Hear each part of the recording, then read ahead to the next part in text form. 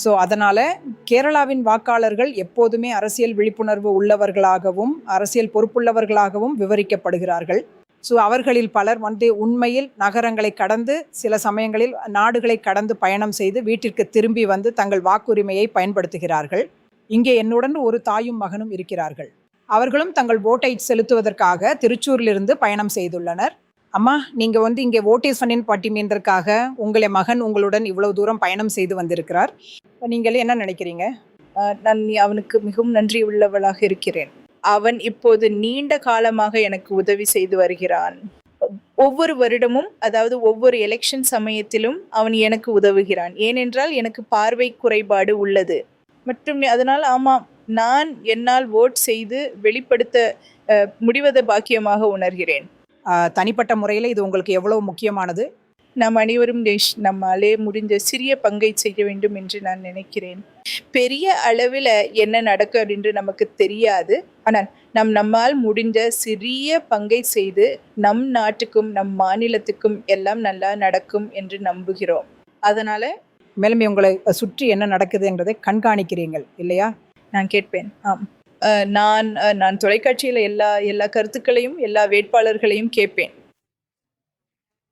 எனவே மொத்தத்தில் எனக்கு ஒரு பொதுவான கருத்து இருக்கிறது. அது ஒரு இறைச்சலா மாறுகிறதா? ஆம், ஆனால் பிறகு உங்களுக்கு தெரியும், கொஞ்ச காலத்திற்கு பிறகு நீங்கள் தகவல்களை சேகரிக்க கற்றுக்கொள்கிறீர்கள். எனவே நீங்கள் நம்புகிற ஒரு குறிப்பிட்ட கருத்தை நீங்கள் ஒரு விதமாக பின்பற்றி முயற்சி செய்கிறீர்கள். சரி, நீங்கள் ஒரு முதலோட முறை வாக்காளர். அக்குடரண்ட உங்கள் எண்ணங்கள் என்னவாக இருந்தன? மேலும் நீங்கள் விழிப்புடன் இருப்பதாக உணர்கிறீர்களா? அல்லது உங்களை போன்ற இளைஞர்கள் பொதுவாக தங்களை விழிப்புடன் வைத்திருக்கிறார்களா? ஸோ அதிலும் நீங்கள் ஒரு மருத்துவ மாணவர், அதனால் புத்தகங்களை தவிர வேறு எதற்கும் நேரம் கிடைப்பது அரிது. வேட்பாளர்களை பற்றி நான் அவ்வளவாக விழிப்புடன் இருக்கவில்லை. ஆனால் நான் அவங்களுடைய சில பிரச்சாரங்களை எல்லாம் பார்த்து வருகிறேன். அதனால எனக்கு ஒரு பொதுவான கருத்து இருக்குது. ஆனால் ஒருவேளை மற்றவங்களைப் போல அவ்வளவாக இல்லை. ஸோ நான் ஒரு முதல் முறை வாக்காளர் என்பதால யாருக்கு ஓட் செய்ய வேண்டும் என்பது பற்றி எனக்கு ஒரு தோராயமான கருத்து மட்டுமே இருந்தது. அதனால அப்படியானால் நீங்கள் உங்களுடைய அம்மாவுடனும் விவாதிக்கிறீங்களா? என்ன எந்த சித்தாந்தம் எந்த சித்தாந்தங்கள்? ஆமாம்.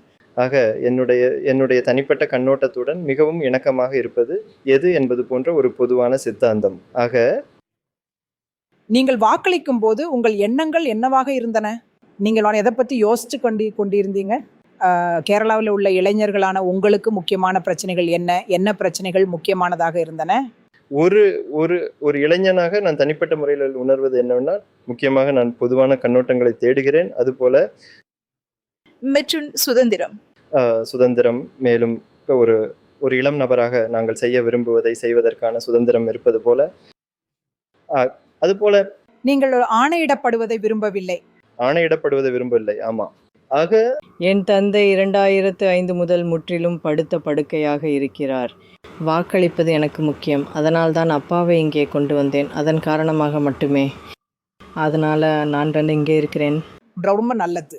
ஆகவே கேரளாவில் உள்ள வாக்காளர்கள் காட்டும் அர்ப்பணிப்பு இது போன்றதுதான். அவர்கள் அனைவரும் ஓட்டு செய்ய வேண்டும் என்று நம்புகிறார்கள். அதனால்தான் படுக்கையில் இருக்கும் தனது தந்தையை அவர் தனது வாக்களிக்கும் உரிமையை பயன்படுத்த உதவுவதற்காக ஒரு வாகனத்தில் இவ்வளவு தூரம் அழைத்து வந்துள்ளார்.